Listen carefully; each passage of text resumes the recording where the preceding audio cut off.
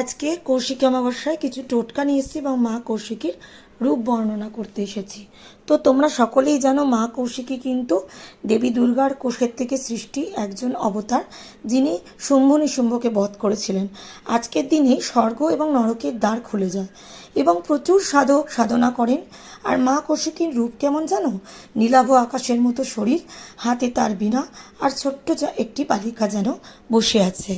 মা দুর্গা আকাশের সপ্তম স্তরে গিয়ে একটি তারামণ্ডলীতে তার মহল তৈরি করেছিলেন, যেখানে দেবী শুম্ভ নিশুম্ভকে বধ করে বিনা অনুশীলন করে শান্তি প্রতিষ্ঠা করতে চেয়েছিলেন।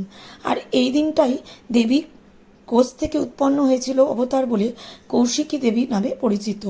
এই অমাবস্যা তিথিতে প্রায়শই মানুষের তো পুজো দেয়নি, মনস্কামনা পূর্ণ হয়।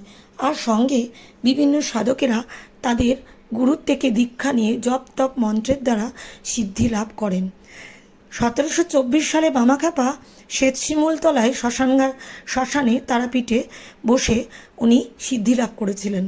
তো সেরকমই এখন প্রত্যেকে তারা মায়ের কাছে একে অপরের মনস্কামনা জানাতে যাচ্ছে।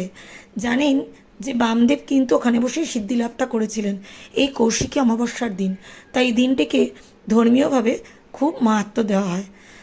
যাই হোক বন্ধুরা, প্রত্যেকে প্রদীপ প্রজ্বলন করবে এবং প্রদীপ প্রজ্বলনের সঙ্গে সঙ্গে প্রত্যেকে কর্পূর দিয়ে 5টা গোলমরিচ যদি পাও বাড়িতে থাকে অবশ্যই জ্বালিয়ে দেবে উত্তর পূর্ব কোণে অথবা ঘরের সেন্ট্রালে, যদি সম্ভব হয়।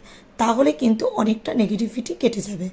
আর দুয়ারে অবশ্যই সন্ধ্যাবেলা ঘরের দরজার মুখ্য দুয়ারে উত্তর পূর্ব কোণে যদি ঘিয়ের প্রদীপ জ্বালাতে পারেন, একটুখানি ঘিয়ের একটা মাটির প্রদীপে ঘি নিয়ে সলতে দিয়ে তার মধ্যে আপনি 2টো লবঙ্গ ফেলে দিতে পারেন, কিংবা না হলেও চলবে, কিংবা 1 চুটকি হলুদ দিয়ে উত্তর পূর্ব কোণে প্রদীপটি প্রজ্বলন করবেন।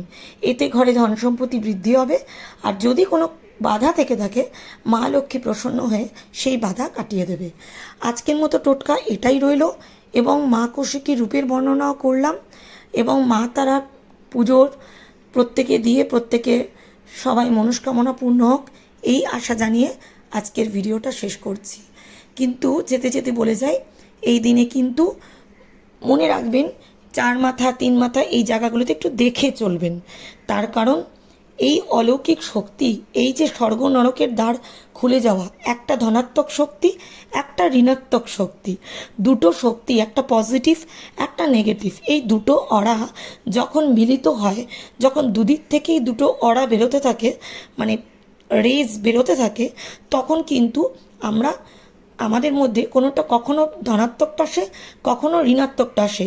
চেষ্টা করবেন ধনাত্মকটাকে ধরে রাখার এবং যাদের যাদের পূর্বপুরুষের অ্যানসেস্টার মানে পূর্বপুরুষ তাদের প্রবলেম আছে, তারা অবশ্যই পিতৃপুরুষকে খুশি করবার জন্য একটুখানি আটা আর চিনির গুঁড়ো ডাস্ট করে আপনি একসাথে একটি পূর্ব দিকে কিংবা উত্তর দিকে, যেদিকে ভগবান থাকেন ওদিকে একটু কাগজ করে একটু দিয়ে দেবেন।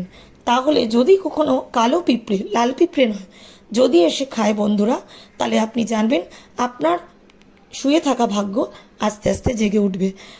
লাগতে পারে 2 মাস, কিন্তু করেই দেখুন, অবশ্যই কাজ পাবেন। তো আমার এই টোটকাটা কীরকম লাগলো অবশ্যই লাইক কমেন্ট শেয়ার করবেন এবং আমার চ্যানেলটিকে সাবস্ক্রাইব করবেন। এর আগামী পরবর্তীতে আমি আপনাদের জন্য একটা স্পিরিচুয়াল চ্যানেল নিয়ে আসবো। আমি শিখছি বন্ধুরা, শিখতে শিখতে আমার জ্ঞানটুকু যদি আপনাদের মধ্যে বিলিয়ে দিতে পারি, এই সুন্দর জিনিসটা যদি আপনাদের উপকারে লাগে, ঈশ্বরের সঙ্গে যে আমার চেতনাটা তৈরি হচ্ছে, আমি যে শিখছি কিছু, আমি যে মানুষের মধ্যে বিলিয়ে দিতে পারবো, এটাই আমার ইচ্ছে।